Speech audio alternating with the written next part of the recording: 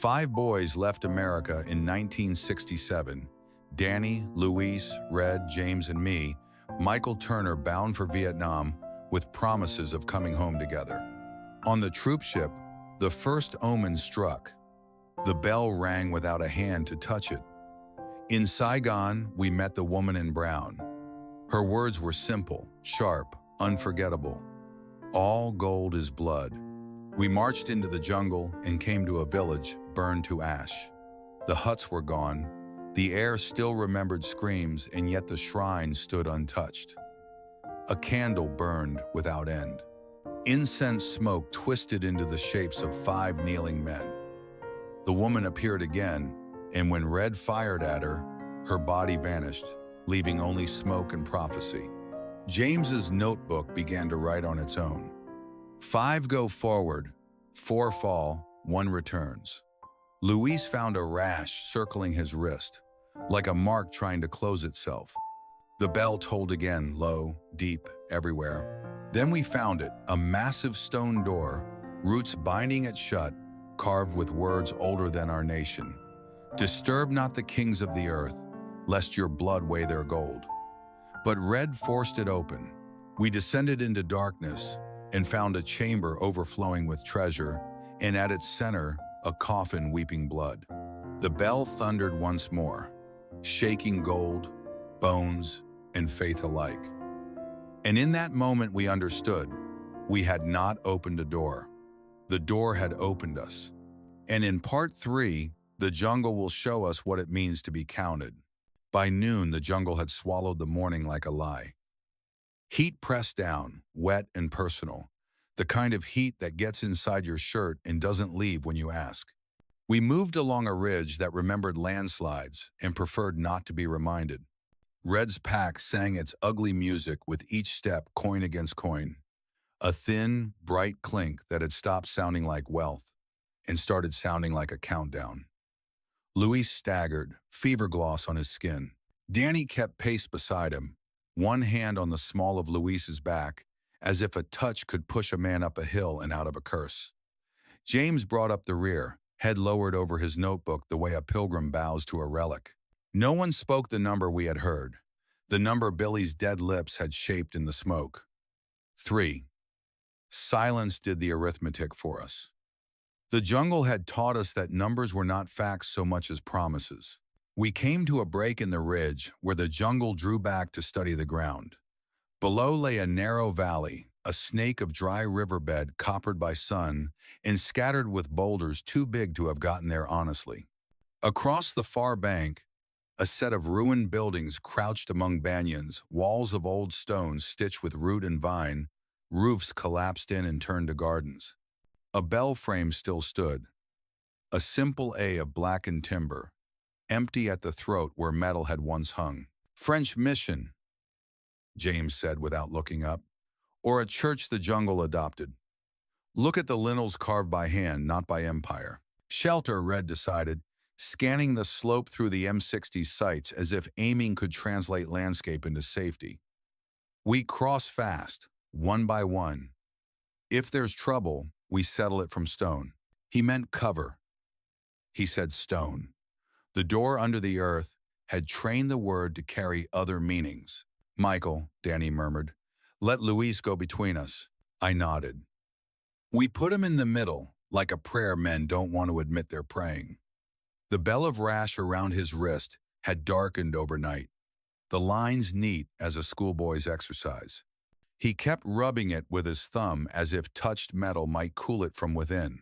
We went down the slope in a zigzag that left no pattern anyone could easily predict.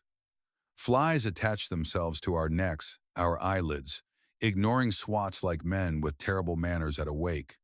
The coins in Red's sack dragged at his shoulders. He hissed when a strap bit deeper. Feels like it's growing, he muttered, trying on a joke and failing to find the sleeves.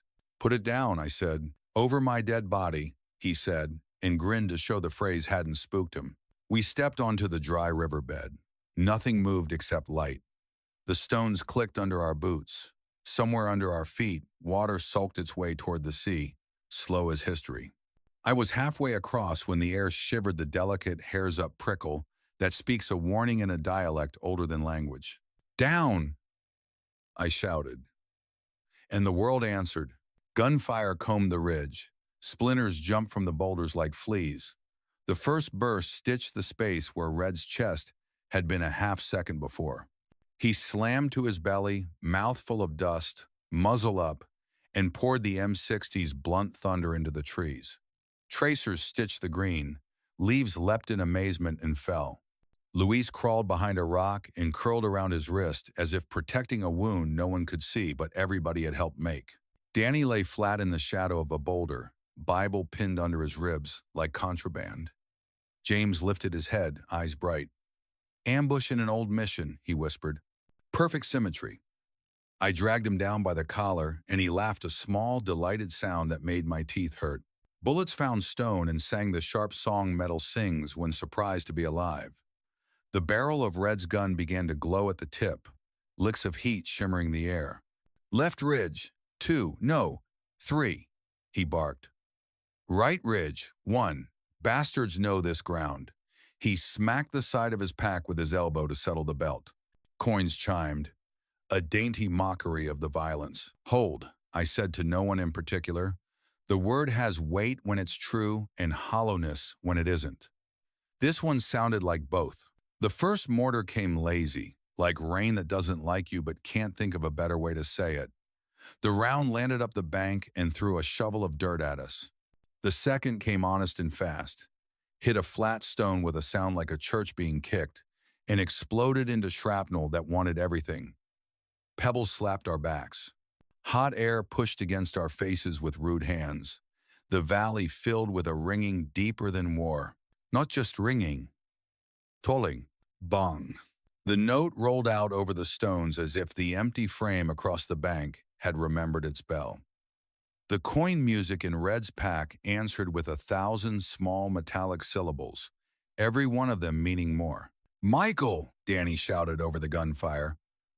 "On 3, we move him. Luis can't hold this." The bell tolled again. Bong. "On 3, I said. And we both looked at each other for a count that wasn't ours to keep. Another mortar walked closer. Red hunched deeper over the gun and dragged the trigger as if it were a rope he could use to pull the future to heal. "Move and die," he snarled. "They'll stitch you to the river. Then we die here," Danny said softly. He touched his Bible with his chin. "I won't." He broke cover like a runner leaving the blocks. He didn't shout a verse or a slogan. He shouted, "My name, Michael," and it was the most human sound I have ever heard in a war. I went after him because that is what you do when a man who believes runs into bullets for you. We got to Luis and hauled him by his webbing, his boots flopping, his breath a bright, dangerous shiver.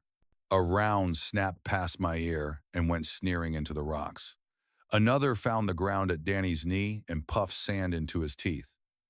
We dragged and slid and dragged, and the ruined mission did not get closer. The third mortar found the center of the valley like a man finds the center of himself when he finally stops lying. Light and heat and iron tore the afternoon into strips. The blast lifted me and put me down a yard to the right. My ears rang inside the bell's toll as if the two sounds had shaken hands. My mouth filled with grit and a taste like pennies. When the air came back, it came in pieces. I rolled and saw Danny still on his knees, arms wide without meaning to be, his Bible against his chest now a dark flower. For a second he seemed intact, a miracle arranged by a God who liked dramatic timing. Then I saw the edges of him, where the shrapnel had written new verses. Paper drifted up from him, singed pages curling and flying, words turning to birds and then to ash. He looked at me. His eyes contained more light than the day could afford. "Michael," he said. Not a cry, not a complaint, only the way a man says the name of the friend who will answer. Tell my mother I—" He didn't finish. The bell did it for him. Bong. James was there. I didn't see him come. One moment he was a voice behind me. The next he was kneeling at Danny's side with the notebook open, turning the pencil in his fingers as if he couldn't find the sharp end. His hand dipped, almost tender, into the blood at the edge of Danny's shirt. He lifted the red tip to the page and began to write. Red saw and made a sound men make when a thing they've been threatening to do finally tells them it's time. He abandoned the gun with a clatter and launched himself across the stones. He hit James' chest on and kept going, driving him into the dirt. The notebook flew and landed face down in a puddle that was not water. "You parasite!" Red snarled. He wrapped his hands around James's throat, a gesture as old as wrong. "You feed off us like flies." James's mouth opened. No sound came out his breath. A thin silver thread Red tugged on and refused to let go. I went to them and felt the world narrow to the distance between my palm and Red's wrist. "Let him up," I said. "Red, let him go." For once, maybe the only time, he listened to me. His fingers uncurled as if they were tired of themselves. He pushed off and fell back on his heels. His chest pumped, the straps cut. The coins in his pack chimed gently, like owls laughing. James coughed. His face reached for a color and couldn't decide. He rolled to his side and vomited, dry heaves first, then bile. When he could breathe, he touched the place on the dirt where his notebook had landed and pulled it back to his chest. He held it there, clutched the way a mother clutches a newborn's back while learning its shape. He didn't look at Danny. He didn't look at anyone. His eyes had gone inward, to the theater where sentences act out the half of truth that likes applause. The shooting slackened and then frayed to nothing. Perhaps our attackers had seen the mortar do what it wanted. Perhaps the woman in brown had called a recess. I don't know. What I know is that the valley exhaled and the leaves stopped showing their bellies to invisible wind. The bell tolled once more, not loud now, as if the air were out of practice saying amen. I crawled to Danny and took his hand. It was warm, the way a pan is warm after you turn off the flame but before it remembers how to be metal again. His Bible lay open where the shrapnel had pried it, a page turning itself with a tiny wet sound. The words swimming there had been the words of a psalm once. Now they were letters without the power to make meaning. I set my palm on the page and the paper stuck to me and came away like skin. He moved his lips. I put my ear to them and heard not words but breath, not breath but prayer. You can tell the difference. Prayers don't beg, they report. "Forgive me," he breathed, and I do not know if he said it to God, to himself, or to the boy by the creek. "I can't," I said, and the truth tasted like pennies too. "But I will carry you." His eyes softened. He blinked once slowly, the way a man blinks in church when light falls through stained glass and becomes an argument for staying alive. Then he didn't blink again. The bell spoke for him. 4 remain. I didn't hear it with my ears. I heard it where the number lived. Luis made the sign of the cross so fast his fingers tangled. Red's face twitched, a muscle in his cheek tugging at a memory he'd never owned. James whispered the words out loud, tasting them the way a man tastes a language he does not yet deserve. 4 remain, he said, and smiled as if the phrase fit his mouth. "Get him up," I said, and my voice had work in it. We wrapped Danny in half a poncho we hadn't used yet and the part of his shirt that still believed it was cloth. We lifted him the way men lift a friend who is heavy and always was. The straps of Red's pack creaked. He took one corner of the load and tried to pretend it cost him nothing. The coins shifted and laid their cool faces against his spine. On the far side of the valley, the mission's bell frame cut a black triangle from the sky. I wanted, with a want that embarrassed me, to hang a bell there and hear it ring without blood refusing to be water. I wanted to take the weight from Red's back and throw it into a river that still remembered how to be a river. I wanted to put Danny into the earth and have the earth say thank you instead of mine. We climbed. 3 times the stones let go and tried to keep us. 3 times we apologized without language and kept moving. At the top, the jungle waited the way a patient dog waits not out of love, but because waiting is what it knows. We carried Danny into the shade of a banyan whose roots had become rooms. The mission's wall offered a suggestion of shelter. I told Red to watch the ridge and Luis to keep his head down and James to put the damn notebook away. I found a rung in the bell frame and stepped up to it. The wood was old as sin and twice as stubborn. My hands came away black with the memory of fire. Say it, I told Danny's body, as if the dead have manners. Say what you want said. I did what soldiers do when they cannot have a chaplain and will not have a lie. I told the truth. I told the Banyan that Danny had carried us further than we had deserved. I told the mission wall that he had tried to make his God big enough to hold what we had done.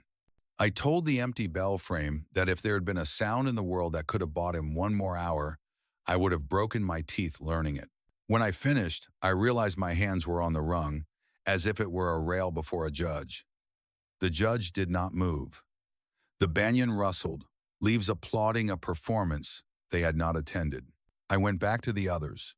Luis lay against the wall with his eyes closed. The bell around his wrist had brightened faintly, the lines crisp as wire. He opened one eye when my shadow crossed him. It rang inside me, he whispered. I know, I said. Red had taken off the pack to rub at his shoulders. He had put it down not gently, but the way a man puts down a child who has lied to him. The straps had pressed bruises into his flesh, lines of red that would be purple by night. He held his hands out and stared at the tremor he could not stop. I can carry, he said, his voice carefully empty, like a room he was showing you that he did not plan to live in. I won't drop him. You will, James said gently, and I wanted to slap him into kindness.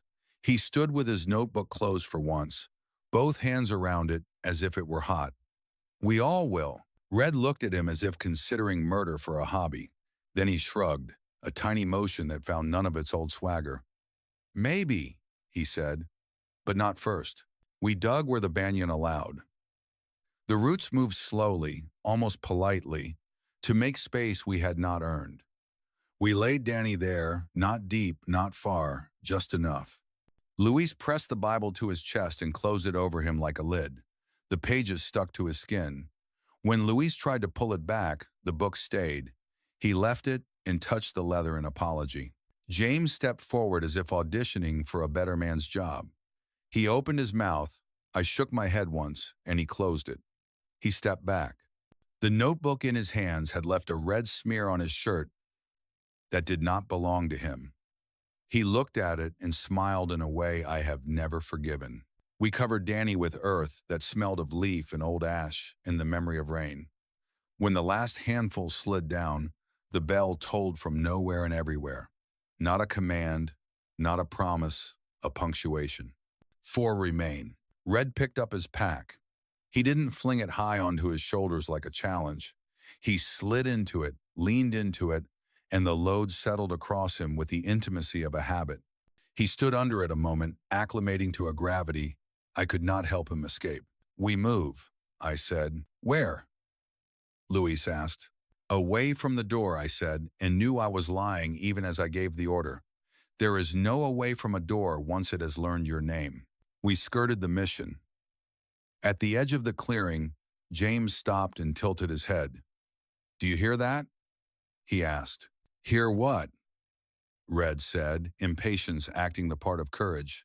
A bell, James whispered, but small, a child's, like the one under the cloth. The air held no sound. The jungle made a face like a man who has told all his jokes and is waiting to see if any of them land. Then the silence itself seemed to lift, and we heard it not with ears, but with the part of the body that knows when a room is not empty. Bing! Not the mission's throat, not the bronze that weighed kings. A little bell, with a sound clear as glass and sharp as a knife used for fruit. I didn't look back. I had made the mistake of looking back enough for a lifetime. I walked us into the trees. The bell followed for 6 steps and then stopped, satisfied that we had remembered it. On the trail, Luis's fever found new words. He mumbled in Spanish that wasn't his. In Vietnamese he had not learned, in a third tongue that might have been older than either. Sometimes he would rub his wrist and bring away a fingertip stained faintly red, as if the mark had bled from the inside. Red marched in a silence that cost him. James walked as if he were late to his own funeral, and someone had promised to save him a seat. An hour later, we stopped for water at a seep that had remembered how to be generous. I cupped my hands and drank until the idea of thirst left me. When I straightened, the woman in brown stood across the seep, a mirror where no mirror should be. She had no reflection. She did not need one. Her eyes were lamps that had learned not to comfort. "Blood," she said, and the word felt less like a word than like a counting. "For gold." I almost told her we had given it. I almost told her a boy by a creek and a soldier with a Bible and a man with a door where his heart should be had made the exchange. I almost told her to leave us the remains of our names. Instead, I said the only thing that didn't sound like begging. "Not his," I said, though Danny had not heard me. "Not that way." She lifted her hand. The skin there was thin enough to teach you the bones under it by sight. She pointed not at Red's pack, not at Luis's wrist, not at James's notebook, at me. Then she was gone, the space around her restitching itself like a wound that has decided against healing. We moved. We moved because there was nothing else to do. The jungle offered us a hill to climb, and we said yes. At the top, a stand of bamboo rattled its dry applause. Somewhere between heartbeats, the sky remembered blue. Red stumbled then, a good stumble, honest, the kind a man admits to even if it takes him a year to say the admission out loud. I reached for the pack without asking and took a strap. The weight flowed into me with the relief a river feels when it finds a steeper bed. He didn't thank me. I didn't ask him to. We walked in a two-man yoke like oxen who have agreed to plow a field neither owns. "4 remain," James said softly behind us, like a weather report. I wanted to tell him to shut up. I wanted to throw the notebook into the trees and listen to the pages, sound like birds when they hit branches. I wanted to call home. I wanted to learn how to live without wanting. Instead, I said, "Count something else." He was quiet a long time. When he spoke again, his voice belonged to the boy he'd been before he started playing with language like it was alcohol. "We could count the nights," he said. "We could stop when the number is enough." "When is it enough?" Luis asked, eyes closed, walking by ear. "Nights don't know," James said. "Days forget. Only bells remember." We made camp when the light told us to and the ground agreed. We did not build a fire. Flames had begun to feel like invitations. We ate quiet as thieves. Red lay with his hand under the pack as if afraid it would leave him. Luis slept and muttered and clawed his wrist until I held his fingers still. James propped his notebook on his ribs and held a pencil over it like a man holds a knife he is not sure belongs to him. I lay awake and listened to the jungle. It spoke in small voices again, gecko clicks and moth hums, and the subdued sigh of leaves busy being leaves. The world had remembered how to sound like itself, which is always the moment you doubt your own hearing. Sometime past midnight, a bird called twice and went quiet. My eyes opened. The darkness had gotten deeper in the way darkness does when it decides to share. For a breath, I thought I saw Danny standing beyond the last tree, hands at his sides, face uninjured, Bible whole. I didn't call to him. I didn't move. He raised one palm the way a man raises a palm to say stay. He put the other over his heart. Then he lowered both and was not there. The bell did not toll. The night went on. In the morning, Luis's fever had broken and left him with a tremor in his left hand that no one else could see. Red's shoulders had learned new angles. James's eyes had gone a shade of clear that made me think of ice. I rinsed my face at a puddle and swore I saw gold moving under the surface like fish. When I touched the water, it was only water. We pushed on. We had to. Men do, even when the ground ahead has written them out of the script. We did not speak Danny's name. That is a thing soldiers learn. Names are food. The world will eat what you feed it. By midday, clouds shouldered in from the west, heavy with the kind of rain that erases tracks and sermons. The jungle tilted its face to the sky. Somewhere behind us a bell rang once, in a way that meant still. 4, James said softly. For now, I answered. We walked, and if the earth counted us, it counted more kindly than before. the way a debt briefly forgets to add interest.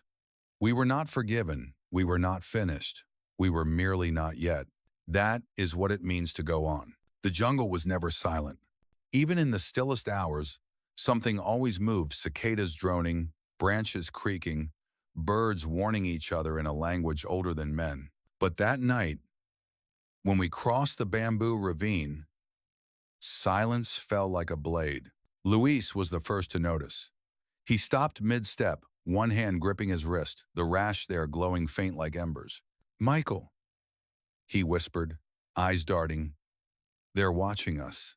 Before I could answer, Red laughed too loud, too eager. "Let them watch. I've got enough for all of them." He patted the sack of coins. The sound it made was wrong, sharp, metallic, like bells dropped onto glass. James scribbled in his notebook. "Perfect," he muttered.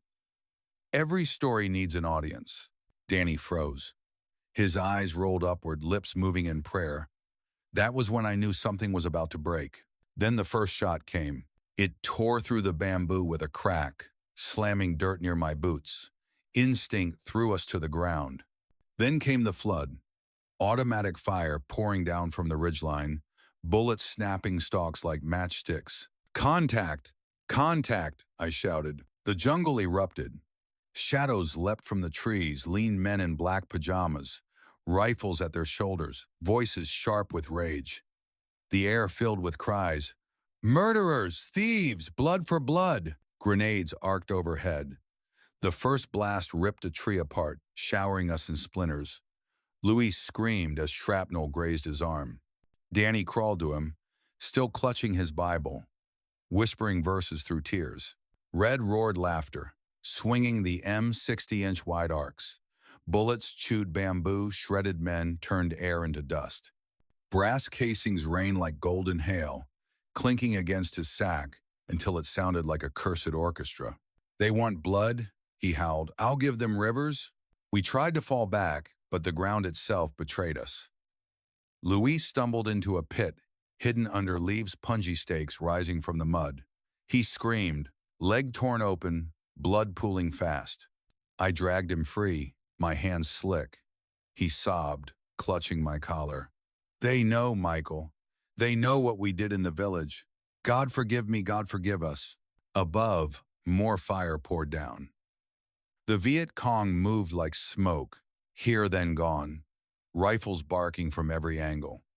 We were surrounded. "Danny," I shouted, "we need cover fire." But Danny wasn't shooting. He was on his knees, Bible raised, screaming into the chaos. "We surrender. Please, no more killing." Bullets ripped past him, one grazing his shoulder. He spun, blood spraying across holy pages. His Bible fell into the mud, flipping open. The verse there blurred with red, words swimming until they looked like a prayer written in blood. Through the smoke, I saw them. Billy rifle steady, freckles bright, shouting for me to cover his flank. Luis, but not the Luis, bleeding beside me. Another Luis, his skin whole, his wrist unmarked, firing with calm precision. James laughing, pen scratching even as bullets tore through him. Ghosts fighting beside the living. I blinked. The shapes wavered, then dissolved. All that remained were the real Viet Cong, advancing closer, eyes burning with vengeance. "Michael," Red screamed, "don't just sit there, kill them." I fired into the trees, bullets, shredding leaves, tearing bark. But every time I pulled the trigger, I wasn't sure if I was killing men or shadows conjured by the curse. Then she appeared. At the far edge of the battlefield, framed by smoke and fire, the woman in brown. Her dye floated, though no wind blew. Her eyes glowed molten gold. Everyone saw her. A Viet Cong soldier froze mid-charge. He raised his rifle to fire. A branch above snapped, crushing him instantly. The jungle hushed for a heartbeat. Then the bell tolled. Bong. Deep. Low. Endless. Every man on that field felt it in his bones. "She's not with them," I whispered. "She's not with us either." "She's with death," Luis moaned. The woman raised one hand. The firing stopped, just for a breath. Then her hand lowered. The guns roared back, louder than before. Danny crawled toward me, face white with shock, blood pouring from his shoulder. "Michael," he gasped, "it's not too late. We can lay it all down. We can ask for mercy." "Mercy won't stop bullets," I shouted, firing blind into the ridge. "It will stop curses." Before I could answer, a round tore into his chest. He crumpled, screaming, blood flooding into the dirt. Luis dragged him back, sobbing. "Stay with us, hermano. Stay." But the blood spreading from Danny's body wasn't random. It curved. It arced. It shaped itself into a bell. Perfect. Red. Unmistakable. James stared, notebook trembling. "The second," he whispered. "Two." The bell tolled again, shaking the ground. Bong. Red went wild. He stood tall, M60 blazing, screaming curses at the jungle. "You want blood? I'll drown you in it." He fired until the barrel glowed, until his laughter broke into sobs. The coins in his sack rattled with every shot, as if keeping score. "Stop!" I yelled. "You'll bring the whole damn forest down on us." But Red was beyond stopping. His eyes were fever bright, his teeth bared, his body jerking with each burst. For a moment, he didn't look human. Luis cried out, "He's one of them now. The curse has him." Night fell like a curtain. The gunfire eased, the shadows retreated. The Viet Cong melted back into the trees, leaving us bleeding, broken, surrounded by silence. Danny lay half-conscious in my arms, his breath ragged. His blood still glowed faintly where it had shaped itself into the bell. Luis wept openly, clutching his wrist, the mark there pulsing with fire. Red clutched his sack, rocking like a madman. James wrote by the dying light, his face pale, lips moving as he whispered the number. 2. The woman in brown lingered at the tree line, watching, her eyes fixed on me, and I knew what she meant. This was only the beginning. We stumbled through the jungle, carrying Danny, dragging Luis, listening for the next toll. The war was no longer about sides. It was about debts. And the ledger had just claimed its second entry. We made a cold camp, no fire, just a ring of damp air that smelled like copper. Red stood inside our circle and turned. Slow, the M60 hanging easy as if it were part of his arm. The sack sat against his shin, the canvas rising and settling like it too was breathing. "New rules," he said. "We march at night, we rest at dawn. Nobody prays out loud, nobody writes unless I say so." His eyes pinned James. "And we don't touch the merchandise." "Merchandise?" Danny croaked. "You mean the curse?" Red smiled as if Danny had paid him a compliment. "I mean the only thing getting us out of here richer than we came." A coin somewhere in the sack tipped and rolled against another, one thin, bright ring. James flinched at the sound like a man hearing his own name in a stranger's mouth. "You hear it too," Red said softly, almost tender. "The way it talks, all you have to do is listen." "What does it say?" I asked. "That it chose me," Red said. "That it'll carry me if I carry it." Behind him, the darkness condensed into a boy's outline, the height and tilt of Billy's shoulders. The shape raised a hand in a small salute I had seen once by a campfire. Then it folded away, taking the warmth of the memory with it. Near midnight, Red produced a coin from the sack and held it up between thumb and forefinger. Even in the dark, it caught enough starlight to look like a burning leaf. "Watch," he whispered. He set the coin on the ground and covered it with his palm. The jungle held its breath. When he lifted his hand, there were 2 coins on the dirt. Luis hissed, holy terror and hunger braided tight. "How?" Red chuckled. "It wants to multiply. It knows who feeds it." "Parlor trick," James said too quickly, though his notebook had already leaned forward on his knees like a dog smelling meat. I stared at Red's hand. The skin of his palm was reddened where the metal had touched. A perfect circle the size of the coin, angry, rising. When he blinked, I saw the mark flare in time with the bell that had been living under my ribs. Red scooped both coins, kissed them, and let them slide into the sack. Faith, he murmured. You boys should try it sometime. The woman in brown stood just beyond him, not farther than 2 paces, eyes level with his profile. If he had turned, he would have seen her. He didn't. She did not blink. At the next halt, Red wired an M18 Claymore mine to a tree facing inward toward where we slept. He strung fishing line through the grass and tied it to his wrist. You've lost your mind, I said. I lost it the day Billy painted the air with himself, he said without heat. This is insurance. For what? Danny asked. For loyalty, Red replied, and closed his eyes as if he had just spoken a prayer. James wrote, a king puts his throne in the middle of the road and calls it law. He tore the page out, crumpled it, and ate it like a man swallowing blasphemy before it could be heard. Luis watched the trip line shiver in the breeze. He held his wounded side and whispered, if I dream and turn, we all die. Then don't dream, Red said. Near dawn, Red finally slept chin-dipped, breath ragged, the line to the claymore slackening in his loose fingers. The sack lay by his hip, mouth gaping like a second throat. The others lay in angles that men aren't designed for Danny with his Bible under his cheek. James curled around his notebook, Luis clutching his wrist as if to keep his hand from floating away. I slid on my belly, inch by inch. The forest floor counted the distance with my heart. I eased the M16 up until the front sight tower rested on the notch of Red's sternum. He snored once. Soft. A boy's sound. For a moment his face shed the red light it had been carrying and became the face I had first seen on a transport ship. Loud, hungry, stupid with hope. Do it, whispered a voice behind my ear. Billy's voice. Then another James's. Not yet. There is an order to poems. Then Danny. Vengeance is mine, saith the Lord. The jungle pressed close. The skin between my fingerprints and the trigger grew thin. Red's eyelid fluttered. A coin slid inside the sack.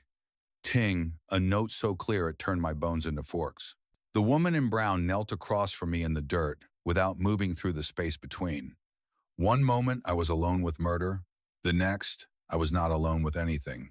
She placed her palm over the front sight, not touching, only hovering, and gave a single, almost imperceptible shake of the head. I lowered the rifle. I crawled back into the shape of a man who had chosen to carry a sin tomorrow instead of today. At first light, he stood us up for a sermon. Look at the ledger, he said, gesturing toward nothing in particular and yet toward everything. 1, 2, 3. That's gravity. That's math. I didn't write it. I'm reading it better than you. Reading isn't the same as obeying, I said. It is when the book is a bomb, he said, tapping the claymore with 2 fingers. He made Danny hold the sack while he pissed into the brush, then made Luis hold it while Danny shook. He made James recite what he'd written in the last 24 hours. When James refused, Red jammed the M60's hot barrel against the back of his neck until the skin sizzled. The smell turned my stomach.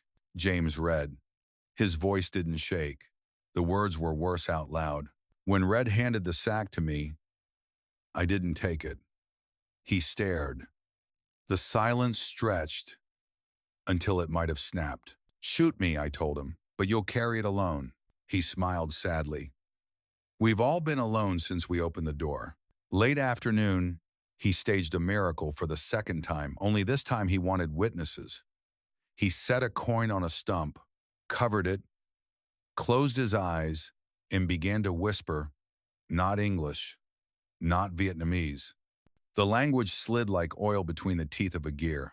When he lifted his palm, there were 2 coins again. Clink, clink. Danny gasped. Luis crossed himself. James scribbled the words slight, slight, slat, the pen misfiring, as if the sound itself jammed the nib. I reached and flipped Red's hand over. The red ring was there again. But around it, faintly, a second circle had bloomed smaller, darker, a bell nested inside a bell. How many more until it makes a whole skin? I asked. Red didn't answer. His eyes slid past me to the tree line where the woman in brown stood. "You seeing her yet, Turner?" he whispered. "She smiles when I do it." I turned. The woman did not smile. That night I moved the claymore. I cut the line from Red's wrist while he stared in the direction of a dream. I repositioned the mine facing out and tied a new line to a root where my hand could find it. If he wakes and aims at us, I'll pull it. If he aims at a villager, I'll pull it. If he breathes wrong, but there in the quiet space where a man bargains with himself, something else woke. A picture of my mother's face when I told her I would come home whole. Another of Lily's small hand on my knee years from now on a porch that did not exist. A third, the bell tracing itself on my own skin. I left the line coiled, my fingers open. Before dawn, the radio cracked once more. A wet voice whispered, 4, and cut off. Not because the transmission died, but because some courtesy had been exercised in the dark. Red slept on, mouth open. A coin rolled inside the sack and settled. The sound it made was not a ring this time. It was the sound of a period dropping at the end of a sentence that hadn't been written yet. We tried again to bury Luis deep, moving from the shallow hole we'd first scraped. The dirt caved in twice, then gave up its protest and lay flat. Danny pressed the cross he fashioned from 2 twigs into the mound. It tipped, then righted itself, then tipped again, as if considering which way heaven was today. James tore the page where he had written 3. He folded it into a small square and slid it under the top layer of dirt. "A record," he said. Red looked on with the expression of a man at a pawn shop watching an appraisal. He didn't touch the grave. He didn't remove his cap. He did count the seconds between the distant crack of thunder and the first drop of rain, lips moving. I realized, sickened, that he had begun to count everything in bells. When we stood, the mound gave a little sigh, as if settling into a bed already under rent. The air smelled of rain that didn't commit. The jungle closed the book on Luis, the way a clerk closes a drawer. We moved. Red herded us with the barrel and with the sack, promise, and threat in one bundle. He made us chant in our heads the cadence he chose. Step, count, carry. Step, count, carry. I know because he mouthed it and we mouthed it back to feel safe in a rhythm that had none. The woman in brown took up a place on our flank. Each time I glanced, she matched my stride, a reflection misaligned by half a breath. Once, as we crossed a creek, she stepped onto the surface of the water, and for a span of 3 heartbeats, the current failing to ripple around her, looked like mercy attempting an argument with physics. James slid next to me. "He'll make you do it," he murmured. "He'll put the sack on you and call it justice. I won't take it. Then he'll put it on me." I looked at James's burned nape, the black crescent where the M60 had kissed him. "He'll have to shoot me first." James nodded. "He will." "Not tonight," I said, and couldn't explain why I knew. Up ahead, Red stopped, head cocked. He raised a finger, the universal sign for listen. The jungle obliged, falling into a hush with us. From very low underfoot, so low it might have been inside our marrow, the bell tolled once quiet. Not the roar of a verdict, but the touch of a warning. "4 is coming," Red said, almost lovingly. "No," I said. "4 is a choice." He glanced back at me with something like pity. "Everything is a choice the first time." He started walking again, and we followed. Because that is what men do when the only map left is a voice counting down in the dark. We were 2. The math had gotten simpler and crueler. James lay cooling behind us, his notebook shut by the wind when our hands wouldn't. Luis was a silence the trees had already practiced. Danny slept in dirt we had taught to pretend at mercy. Billy had stopped being a boy and become a bell. Red. Me. The woman in brown stood where the jungle grew out of shadow and pointed first at Red, then at me.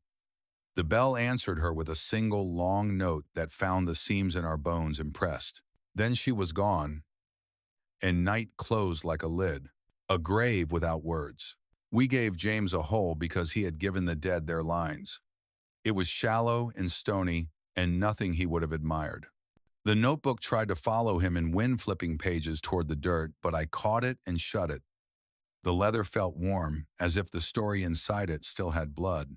Red stood apart, the M60 hanging like a wrong answer, the pack pulling him into a permanent lean. He never looked at James. He watched my hands like a miser watches a scale. Say something, I told him, because even enemies owe the dead a syllable. Nothing to say, Red muttered. He wanted an ending. He got one. When the last small shovel of earth slid into place, the bell tolled. Not loud, not far. A punctuation nobody had earned. I put the notebook on the grave and walked away 3 steps. Then I went back and took it. Leaving it felt like leaving a door open. Red smirked. Good boy. Wouldn't want to lose the script. Drop the pack, I said. He backed up half a step, as if the suggestion had teeth. Touch it, and I'll open you like a can. We can't outrun a curse with 50 pounds on your spine. His laugh was glass. Curse? This is currency, Turner. The only language this world speaks. Something in the trees huffed, like an animal trying not to laugh. Wait. In the morning, the straps had cut trenches into Red's shoulders. The skin around them had darkened, blooming bruises in the shape of hands. When he bent to tighten the belt, his face winced into a boy's for half a second. Split the load, I offered. Half and half. He stared, suspicious and starving. You think I'm that dumb? I think you're dying under it. Better under gold than empty. He pushed past. The coins chime not like wealth anymore, but like a countdown sung by children who don't know the game they're playing. By noon, the air turned to wet cloth. The jungle went high and steep. A storm folded itself together on the western ridge and practiced lightning without thunder. Red's breath shortened into a hiss.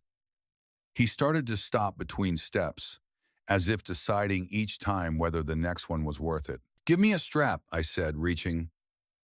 Just until the slope. He jerked away so hard the pack swung, dragging him sideways. He caught himself on a vine and swore until the leaves looked offended. You want it, he panted. You always did. From the first coin. I thought of the coffin and the arm that had found air. Of the boy's mother and the bell under the red cloth. Of Danny's Bible sticking to his chest like a last page. I thought of the word mine and how it tastes when you spit it into blood. No, I said. I want us alive enough to regret everything. He sneered. You want to be a hero. In the story, James is still writing from hell. Hell doesn't keep writers, I said. It keeps readers. He snorted, but the sound gave up halfway and became a choke. River. By late afternoon, the ridge broke into a ravine, and a river climbed the world the wrong way up through boulders. White where it chewed rock, brown where it dragged the earth with it. A dead tree had fallen across, a bridge for something lighter than 2 men, and the price one of them carried. We cross, Red said. We wait, I countered. Water's high, it drops when the storm spends itself. And sit here while they find us? The jungle isn't empty. Nothing's empty anymore. He set a boot on the slick bark and tested weight. The trunk shifted, rolled a fraction, then settled. He flashed a grin I recognized from bars and bad ideas. See? Footwork. He went first because he didn't trust me behind him, and because that's the kind of risk men like Red take. The ones that demand attention. The pack dragged his center of gravity backward. He bent forward at the waist, arms out, the M60 clattering against the wood like an offended instrument. Slow, I said. 3 points at all times. You're not my mother, he threw over his shoulder. Lightning stitched the far sky. The bell answered it with a small, bright bing that felt like a stone tapping glass. He took another step. The trunk rolled half an inch. His boots slid. The pack pulled. Red. I started. He windmilled his arms, one hand clawing air, the other slamming the bark so hard his palm burned black. He caught himself, then laughed too loud, too long, as if to undo what had almost been. Footwork, he repeated. I said.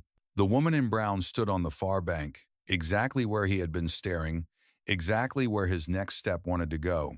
Her dress barely touched the ground. Her eyes had learned a new color between red and nothing. Sarah?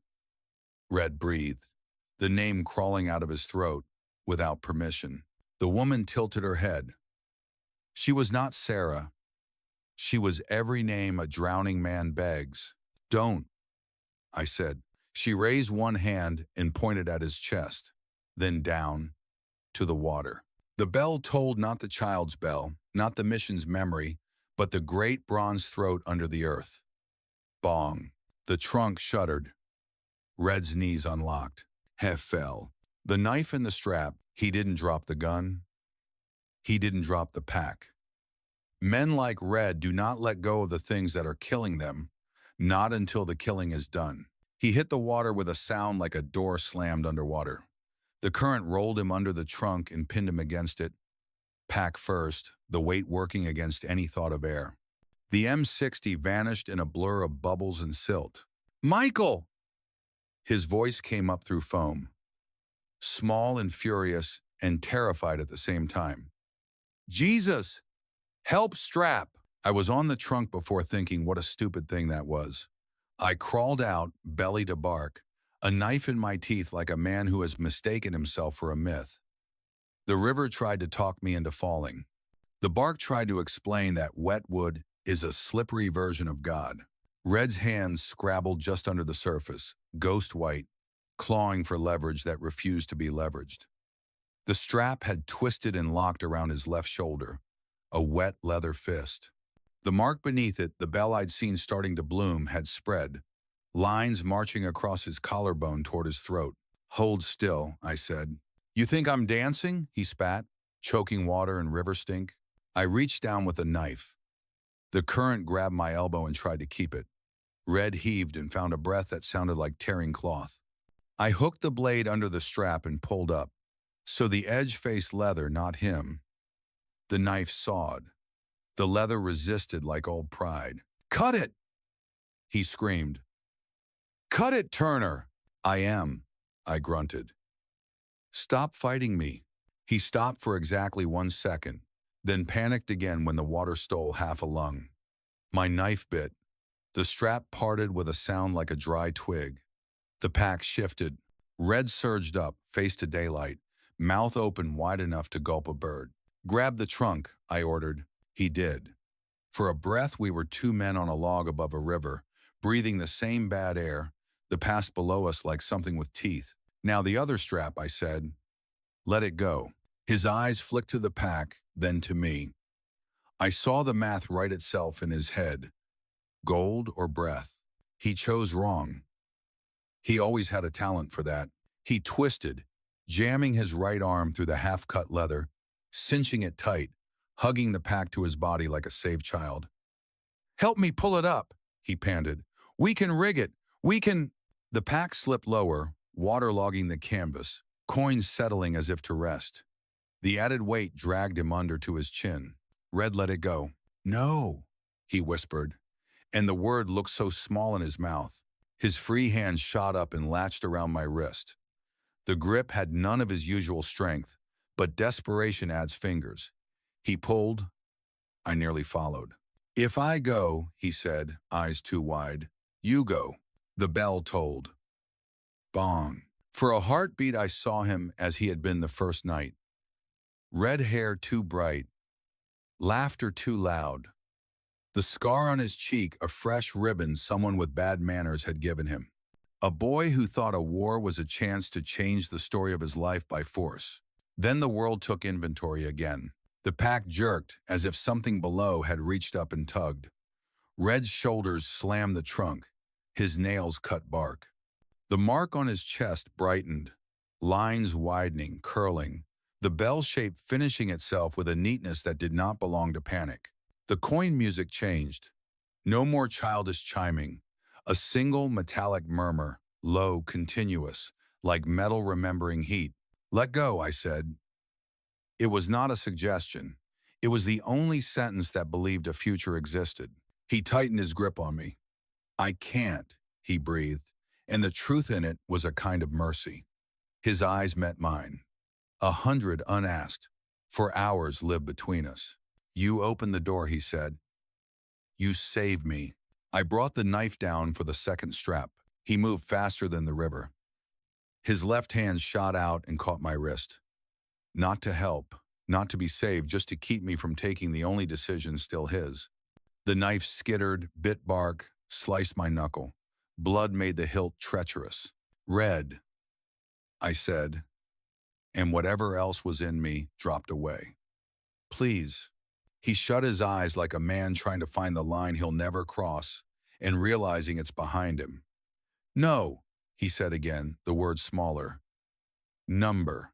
The woman in brown stood on the bank to my right, close enough to touch if the river had not decided to own the space between us.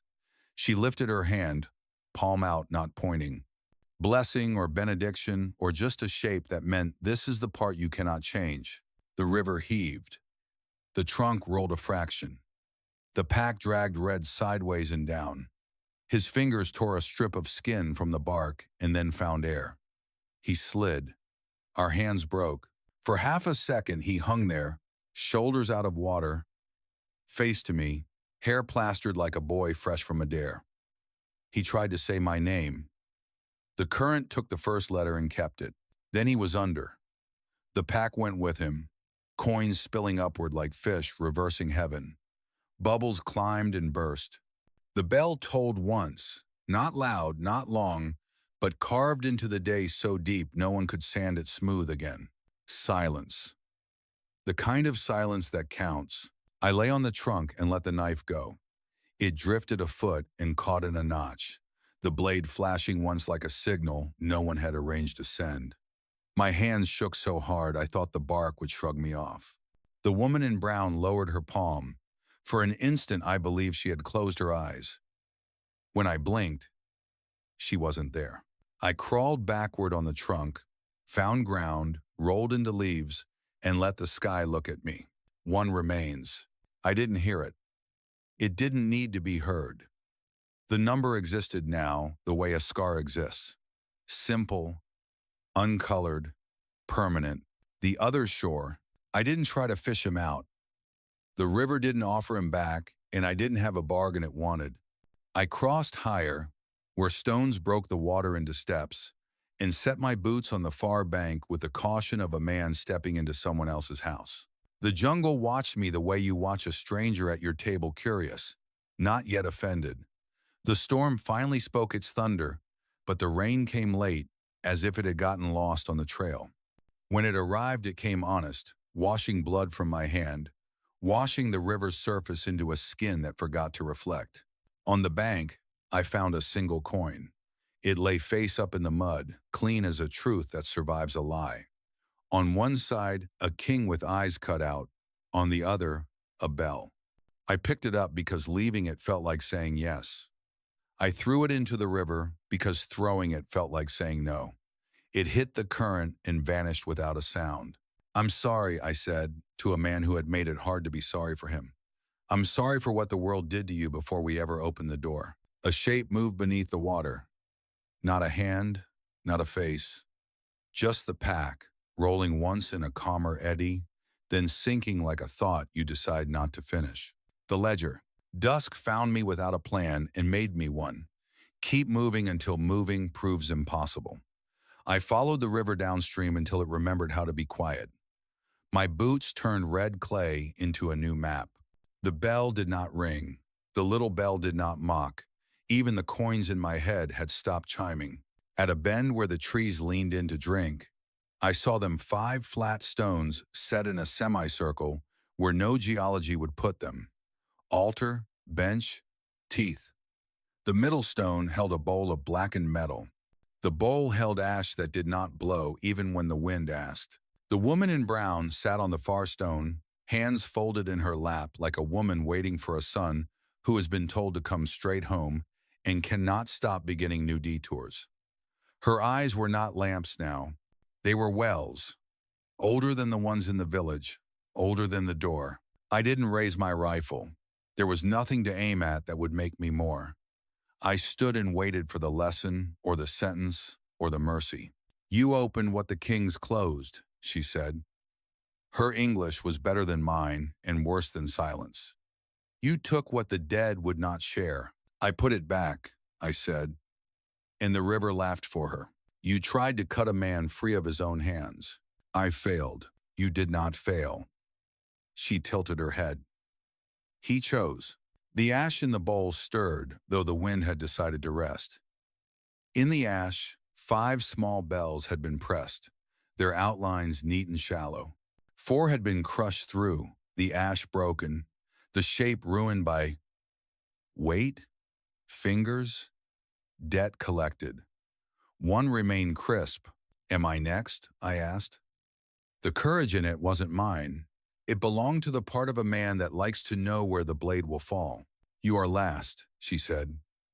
There is a difference. Is there mercy in last? There is work. What work? Finish the math. I looked at the river, the trees, the sky that had delivered and then withheld rain. I looked at the ash bowl and the unbroken bell and the space it measured. I looked at my hands. They were a mechanic's hands again for a second grease in the cracks that no amount of soap can persuade to leave. Then they were a soldier's hands calloused, where a rifle retunes a man. Then they were an old man's hands, knotted promises, scars like small dishonest maps. I can't put the gold back, I said. It's in the river, in the ground, in the mouth of the door. The door still waits, she said. It knows your steps. It has your name. And if I go down there, I asked, do I come back? Doors lead out, she said.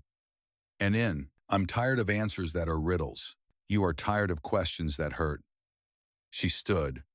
The grass under her feet thought about changing color and did not. Michael Turner. The kings were buried with what they thought could buy them silence. You woke them to noise. They asked for blood because they had trained the world to pay that way. I don't have anything left to pay, I said. She lifted a hand the way a mother lifts a hand to brush hair from a stubborn son's eye and stopped with it in the air between us. Then pay with truth. What truth? The one you came here to run from and learn to carry. She lowered her hand. You cannot put the gold back, but you can close the door and say the names in the dark until the dark believes you. I swallowed. The river made a small comment. The ash bowl kept its breath. All right, I said. She nodded. Not approval, just acknowledgement. The way a clerk nods when a man signs his name where it belongs.